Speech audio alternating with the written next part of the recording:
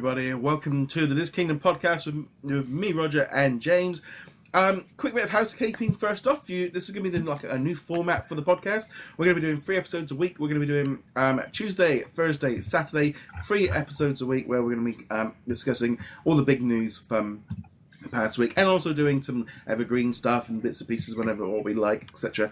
So if you've got any suggestions and stuff like that, be free to get in touch with us. But in this episode, we are going to be talking about the recent news of, obviously, Disney announced that they're going to be starting their own streaming service, a bit like Netflix. And the recent news came out that Bob Iger confirmed that Marvel and Star Wars are going to be on the platform. They were a little bit sketchy when it first came out about whether or not they were doing it, but they are going to be on board. I will be 100% honest. I thought this was a no-brainer from day one, because why would you want to give two of your biggest IPs to your competition when you can make money off them and also appeal to a different audience anyway? So I think Star Wars and Marvel being on there, having all the movies on there, I thought, well, you've got the animated TV series, you've got everything on that. This to me just seemed like a no-brainer. Yeah, I don't think anyone is too terribly surprised to discover that they're moving all the Star Wars and Marvel properties over to their own streaming service. Having said that, I don't think there are that many people who are going to look at this and go, oh, well, you've got the Avengers and you've got Star Wars in your streaming service. I have to buy into your service now. But it will be a nice bonus for people who do buy into the service. You know, they might subscribe so that they can have access to, you know, Mickey's Raceway and Clubhouse and stuff for their kids to watch. And then they'd be like, oh, well, okay, I've got that for them, and now I can watch The Force Awakens. Personally, to me, it was a little bit like, there was like rumors of like them having separate ones. Like, it was like, there's already a bit of a backlash about people now going, well, I don't like all these different streaming services. I like the idea of having everything under one house. Well, I think if they launched 3 separate ones, there would have been a bit of complaining, a bit of... And also, it's harder to promote one over the other, and it's like a Star Wars one. Like, well, you got 8 movies and a couple of TV series. It's not enough to warrant having an entire network for that. So having it all under one roof, I also think it helps go after a different market. You know, maybe you've not got kids, but you go, oh, they've got all the Marvel, they've got all the Star Wars. That's enough to get, or that will keep people coming into it. Yeah. If they bring in the Marvel TV shows and it's the only way to get, Defenders Season 2 or Runaways Season 2, all these new shows, that will be a selling point. Yeah. But they will annoy a lot of people by doing that. Well, personally, that was the only reason I got Netflix, was for Daredevil. If it wasn't for the Marvel series, I don't know if I would have got Netflix. That was the only reason I got it and tried it out. And then we haven't got rid of it since, but it's the price of it. I have Amazon Prime. That I could drop that in a second because there's nothing on there really what I want. But the Disney one, it's really annoying because in the UK we have Disney Life, which is a streaming platform already. They launched it last year. Originally it came with games, but they dropped all that and dropped the price to something like £5. But the problem is they're not rolling out their like apps quick enough. They're not on the PlayStation or on the Xbox. They're not even on most smart TVs. And so when I asked them on Twitter, they go, oh, we can use AirPlay. I don't want to send it from my iPad to my television. I want to use an inbuilt app. Once they've got that, I'll do it. But they've got, Rebels and a few others. And it would not surprise me if this Disney Life is going to just be the brands that will go global. They've already launched it in Japan or in China. They had a kind of it's been in European countries. They've already got the system. They're already testing it. They're already seeing what's going on. So I think the Marvel and the Star Wars side is a boost for that. So there's going to be so much on that. I mean, I know I'm going to subscribe. And like I said, the only biggest bug for me is, and if they don't do the same for this new one, it'll be dead in the water, I think, as well. They've got to embrace apps quicker. Yeah, apps are really the big thing. It's one of the things that's prevented me from really getting into Amazon Prime, like you were talking about, is, they want to keep it within their own ecosystem. You got to get an Amazon Fire Stick or whatever, or you've got to kind of hack together something for the Chromecast. Well, I think you have apps on the PlayStation and the Xbox. I have a smart TV with an app built straight in, and that is what, when I'm going for my television, I got Netflix, WWE, Amazon, BBC, they're all built into my television, so it's so much easier in access to doing it. If I have to just watch it on my laptop or my device, you could say younger people are going to be down with that, and it's fine. But if you want to get on the television, you need television to have access to it. Yeah, and I think as you were talking about there, you've got all the different streaming platforms. I think it's really going to depend on how people view them. If they view them as kind of like individual channels with content that you can pick on the fly, then I don't think people will have a problem with the Disney app being added to that.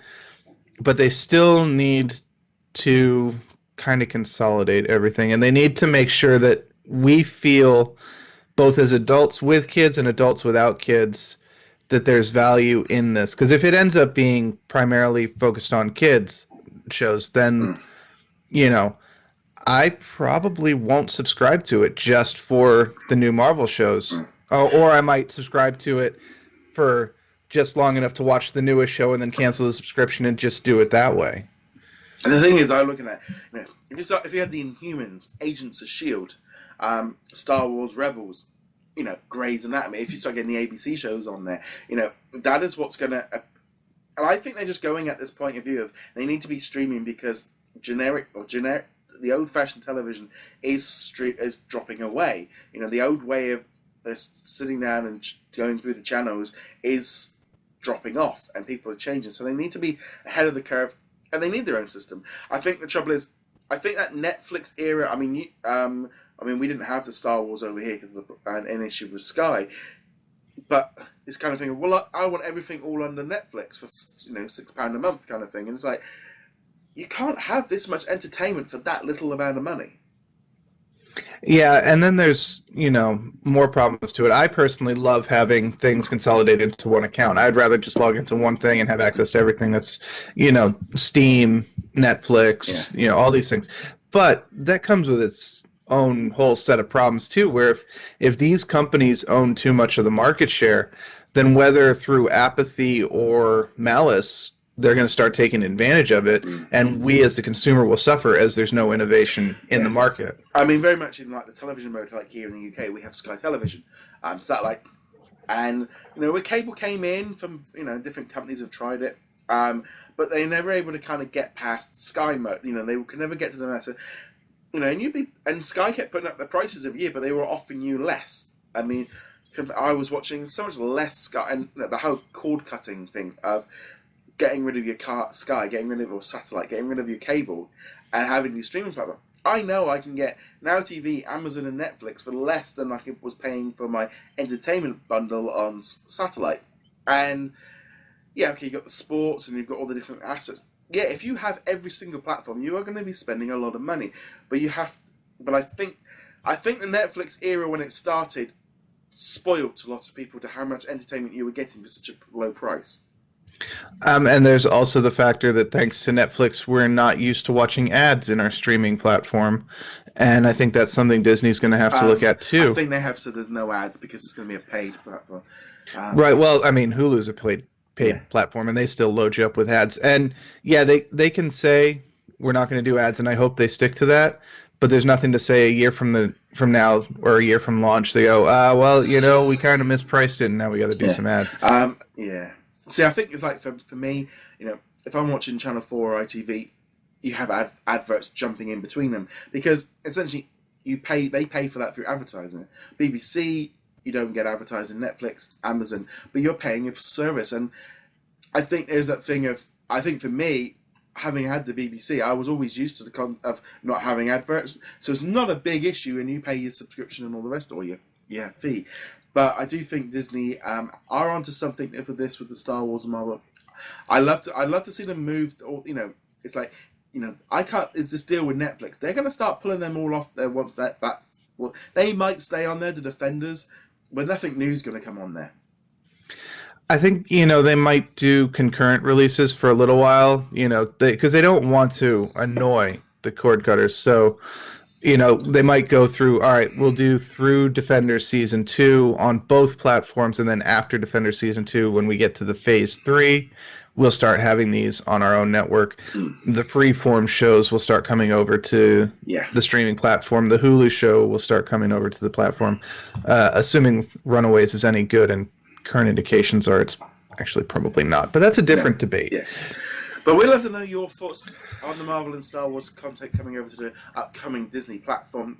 Actually, here on Disney Live, you have the Star Wars and the Marvel cartoon series, but just not the movies. But love to know your thoughts in the comments below. As per usual, you can check us out over at thiskingdom.com, and you can like, follow, and subscribe us on whichever platform you're watching or listening this on. And James, where can they find you? You can find me heroiclegacy.com.